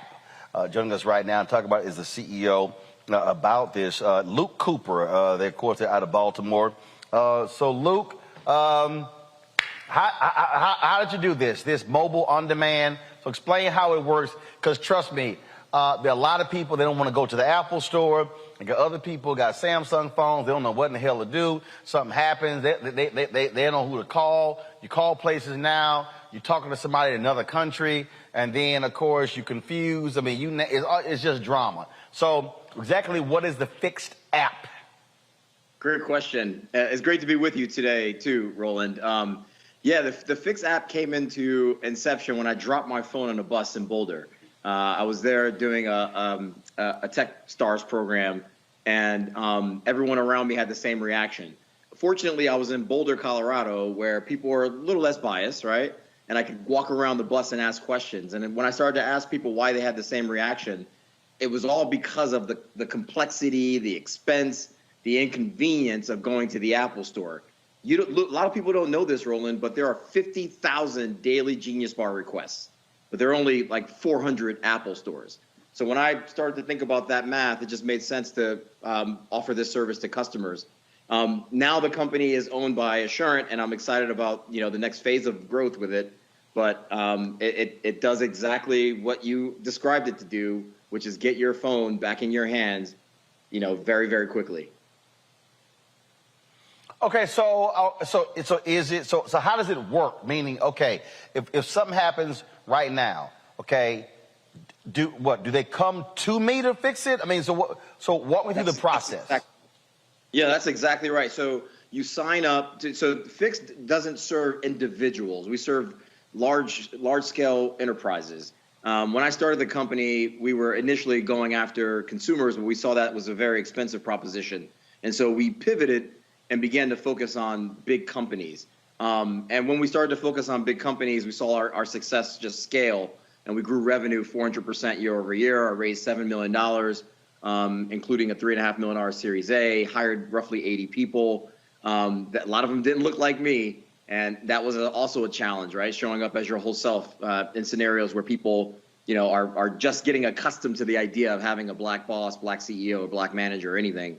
But the whole premise behind the mobile app and the website that drives the service is essentially that you give us a list of all your physical assets, and we bring our technicians, one of our 1,500 technicians around the globe, to you in 4 hours or less based on information that we're reading from the device. So when you break it, you are punching in several bits of information, which automatically comes into our portal and pushes out a dispatch to one of our technicians. One of those technicians arrives at your door. They're friendly. You have all this information sort of sent to you via email, website. You can track it on the website. You can track it in your phone if it's not severely damaged. And then when that technician gets on site, they're repairing your phone, replacing it in less than 4 hours. We're super excited about the growth of this company. And in the very near term, a lot of consumers are going to be able to have access to it as well. All right, questions from my panel. Let's see, who is the most, I would think, technically challenged person on the panel? It's probably Robert. Thank you so much. So I did have a question. What do you think right to repair laws would have on the impact will that have on consumers for people who may actually want to learn how to actually fix their own devices? Or do you think it's best to have a technician like yourself or someone trained like you before you mess up your actual device further than you can actually ever get it fixed? Yeah, no, it's a great question. We definitely dealt with that. And to be clear, I've never really repaired a phone. My background is a JD MBA lawyer. And I sort of came out of that to become an entrepreneur. But yeah, we had to deal with that pretty consistently over the sort of 8 years that I was building and growing the company. I think right to repair laws will remediate to some extent. I think that we heard a lot of sort of news right to repair laws in the last 2 or 3 years, and a lot of that was driven in the market by OEMs like Apple and others that wanted to, sort of control the supply chain for physical assets around the devices and parts around the devices.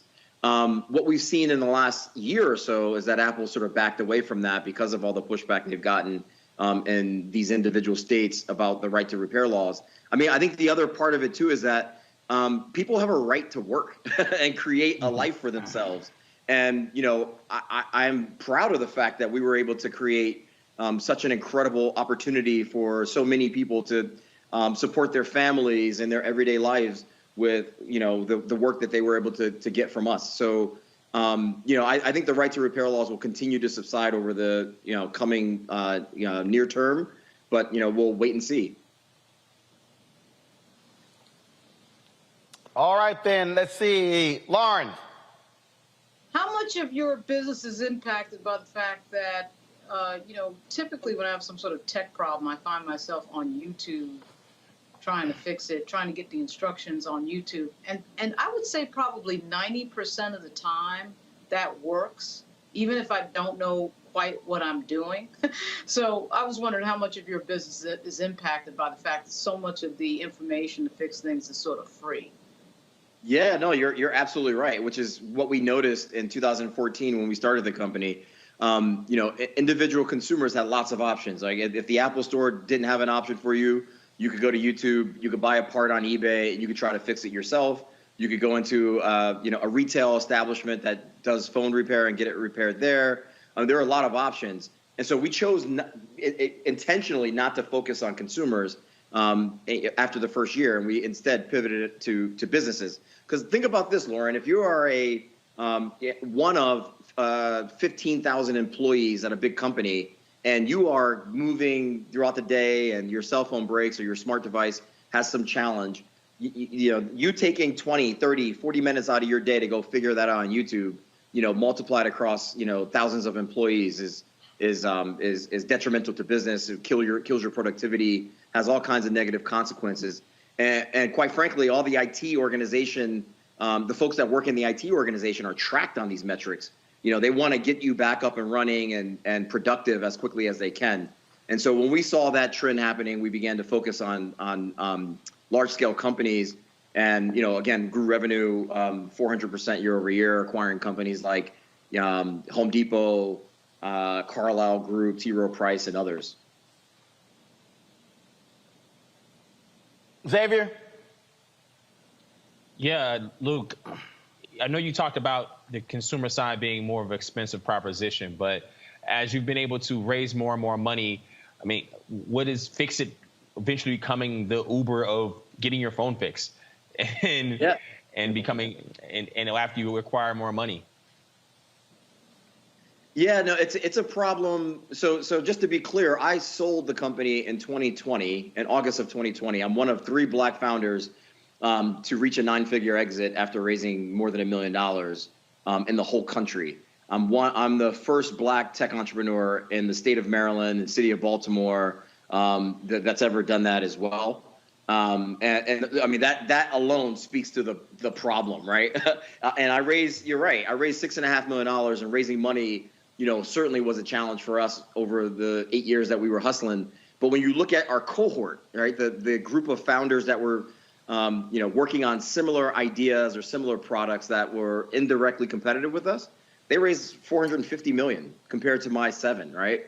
And so fundraising is a big challenge especially for Black founders, which is, why I do the work that I do to this day. But I think the way that we have evolved the company and the acquisition to a Fortune 300 Assurant has allowed the company now to blossom in a different direction and its own path, without, needing like lots of additional resources. And so, it delights me to no end to now see the company sort of, growing and doing things internationally, expanding across, some of the largest carriers in the U.S., and just see the name everywhere. It is absolutely a badge of honor, one that I know is a pathway for a lot of other Black founders that, come from the same kind of circumstances, the same kind of mud that I come from. All right, then. Luke Cooper, CEO of Fix It app. We certainly appreciate it, man. Thanks a lot. And keep up the great work. Thank you. All right, folks, going to a break. We come back. The actress, Kay Singleton, she talks about, not just acting, a show called Covenant that she created. That's next. Roland Martin Unfiltered, right here on the Black Star Network.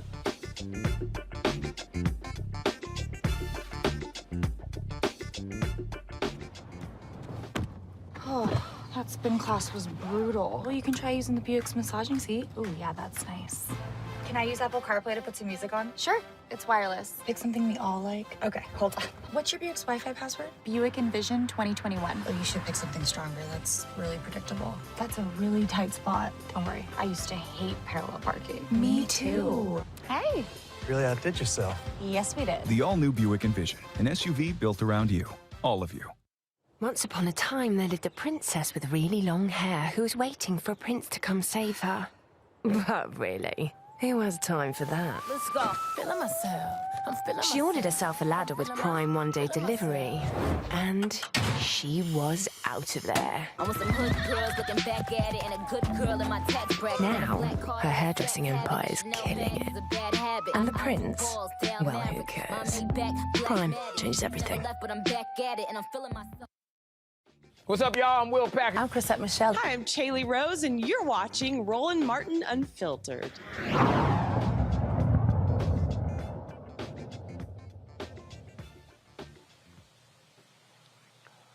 All right, folks, so a lot of TV shows out here. How about one that talks about and deals with the Bible? There's a new show called Covenant, and it really brings it alive. Here is a peek into what the show is about. I think we should get a surrogate. If God wants us to have a baby, we'll have a baby. Now, are you pushing to have this baby because you want to have one? Or are you scared to lose your husband? That was so long ago. Does it matter how long ago it was? Seems like you two have been dating for a while. I'm not used to moving this fast either. Feels right. So right. To the Whitfields. I need someone who's going to take this company into the future. Everything's going to be okay. I'm here for you. Your daddy had a bit of a scare. A scare? He had a heart attack. Here's the key. We have to keep moving forward. We cannot afford not to speak to discrimination and racism. Some guy did a hate speech. It started a riot. A lot of the kids started fighting each other. What the fuck is going on at that school? I'm wondering, Mr. McVeigh, do you take any responsibility for this? I'd like you to meet Malcolm and Serena Fuller. It's so nice to meet you both. I don't trust her. Do you love me, baby? Get her out of here, now! You are immensely loved, and you are responsible for that gift. I've decided to appoint an acting CEO, but I want Aiden to step into that spot. Dad, just for now. But it was supposed to be me to take over the company. Take her outside, drag her around back, and use her for target practice. Oh, hey, man, how you doing?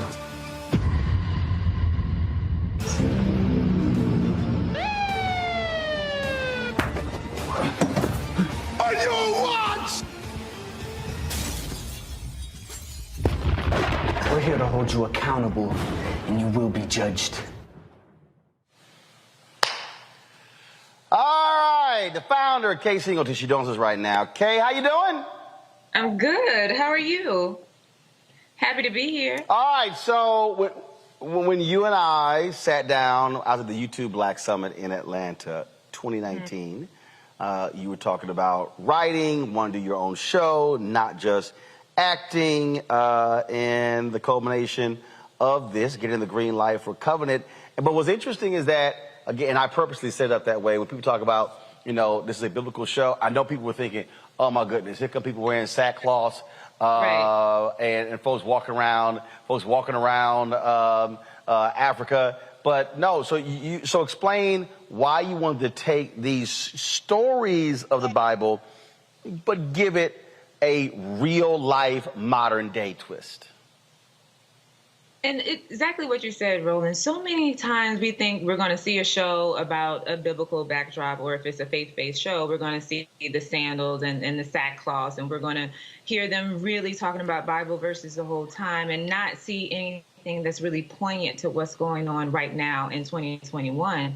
And because I wanted to appeal to all kinds of audiences, whether you went to church or whether you don't go to church, whether you know the Bible or not, I wanted everybody to be able to enjoy something. And I wanted to appeal to millennials, Generation X, Y, Z, everyone. And so in order to do that, I needed something that was timely, that was thrilling, that was suspenseful. And I wanted to put it in a time and in things that we actually go through every single day, whether it's infertility, which was in the first story, The Promise, whether it's the virus that is going on in the second story, The Vow, generational curses is in the third story, and the fourth story, oh my goodness, it touches on conspiracy theories and race issues and white supremacy. So it's just, we get into it. Well, if you remove the wonderful, nice, sweet perspective, the churchy church view of Bible, I mean, we talking about brother hating brother, son turning on daddy. Let's be real clear, lots of hoeing. David, Bathsheba. I mean, look, let's call it what it is. I never forget. I had a preacher who did. He said, "Let's be clear. David was a hoe," and the whole church was like, "Oh my God." He was like, "It's biblical." It was hilarious as he talked about it, but it's just speaking truth. Like yo, it's in the book. It was plenty of drama that went on in the book. And that's why it was the perfect premise to use, to be inspired by, because they went through a lot of stuff, whether it was, like you said, cheating and infidelity and killing and all of these things. And because they went through so much, to try to put that in today's time, to me, was simple, but it was also needed so that we could see ourselves in these people and put a new twist on it. And I think it's resonating because so many women, they walked up to me after they saw The Promise. We did a screening for The Promise in Atlanta, and they were talking about how they went through infertility issues and in vitro and the sadness that it brought to them and how they blame themselves and, you know, how they really wanted to be able to give their husband a child. And then when I talked to men, they were conflicted saying, yeah, I don't know if I would want to adopt. I don't know if I would feel some kind of way if my wife couldn't have kids. So it really opens the door for conversation, and that's what I love about it. And then also, if you do know the Bible story, then you can say, "Oh, I know where this was derived from," and so it all plays, and I love that about it. Where's the show airing? So it's going to come every Thursday. We drop a new episode every Thursday on All Black. You can get it on any streaming platform, whether it's YouTube, whether it's you have an iPhone, an Android, or whatever you have, a Roku, you can download the All Black app. We have a new episode every single Thursday. This Thursday, tomorrow, The Vow drops, which is a new story starring Rico Ball, Jasmine Burke, Dwayne Finley, Palmer Williams Jr., and Erica Page, and that drops tomorrow. I'm so excited to see that one and to hear what people think, because we got some really great reviews from The Promise. All right, questions from my panel. Let's see who's probably the most biblical on my panel. Xavier, I guess I'll go with you. Hey. Hi, Faye. Shout out to Brett Dismuke being associated with this show. We saw with, I know this is, you're talking about Marvel, like they have a What If show where they had some of the different storylines that seemingly were on standalone, but eventually they got tied in together. So these episodes are standalone, but will we possibly see some tying together some of these stories in an overarching narrative at some point? Let me tell you, when I say each of these stories can have their own spinoff, and because they're all set in Atlanta, Serena might know Sharif, and they might run into each other. There's so many places that these stories can go, and I'm so excited to see, like, what's the next chapter? Do I want to do a spinoff? Do I want to focus on bringing them all together in a series or keeping them separate in something else? So I'm really excited about that prospect. And then in film, too. So do they need a standalone movie? What I do know is that after people saw The Promise, they wanted to see Serena and Malcolm again. So I'm hoping that happens with every episode. Lauren. What has been like the toughest topic that you have had to address for the show? I'm sure there's been several, but what was the one that really maybe kept you up at night, or almost didn't do it but did? What would that be? I'll tell you two, because it's hard. I'm a Pisces, very indecisive. But the first one, I think, in The Promise, because when Serena talks about she blames herself for waiting so long, for pursuing a career and not having a child earlier. And is it my fault? Because I could have went and had a baby, but I decided to push for my career. That was a real thing that I have a fear of, because, I've been putting that to the side to focus on, let me build this career, let me go after this dream. And what's going to happen if, when I'm ready, that I can't have a child? And so to do that scene was crazy hard, because it was something that I was going through, or I have a real fear of at the same time. And that's just me being super transparent about that. So that was one of the first things that was hard. And then the second thing that I would say is in episode 4, The Enemy, because we do touch on things that are so divisive and so polarizing when it comes to white supremacy, when it comes to race issues and Black Lives Matter and conspiracy theories and QAnon and what drives these people.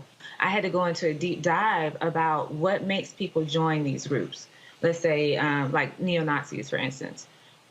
People aren't necessarily born with these kinds of ideals or beliefs, but what drives them to that? And so to get into that world, but to be able to tell a true story, but also understand their vulnerabilities and tell it in a way that I'm not, demeaning one group or the other. And so I think that was difficult.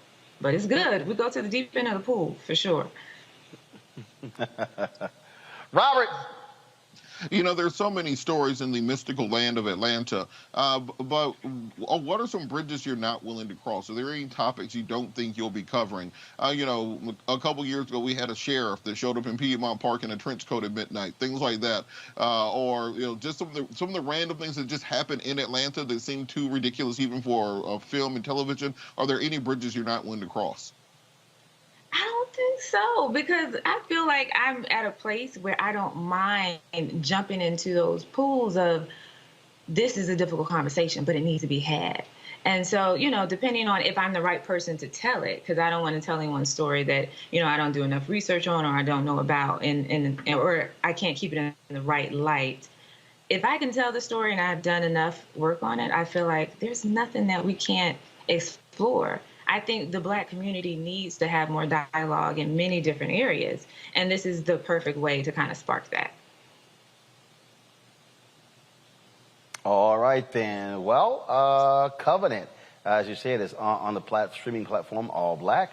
Okay, we appreciate it. Thanks a bunch. Good luck with it. And like I said, I know you have been trying to make this a reality for quite some time, and so congratulations on getting it done. Thank you. Thank you so much. And I want to hear your review later, but you can tell me at another time.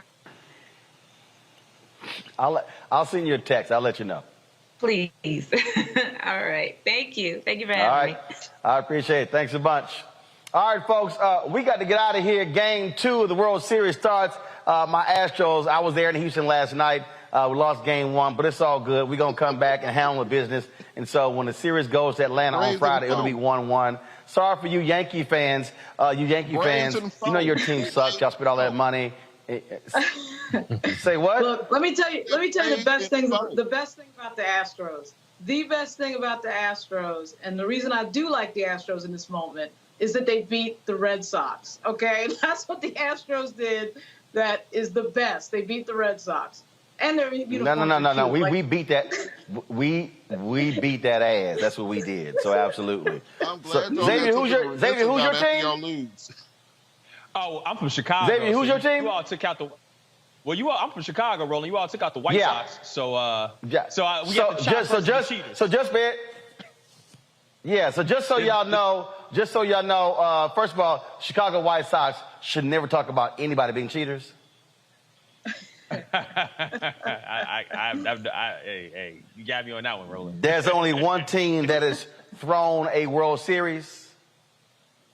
The Black Sox. That is correct. That was 100 years ago, Roland. No. They weren't the Black Sox. They were the White Sox.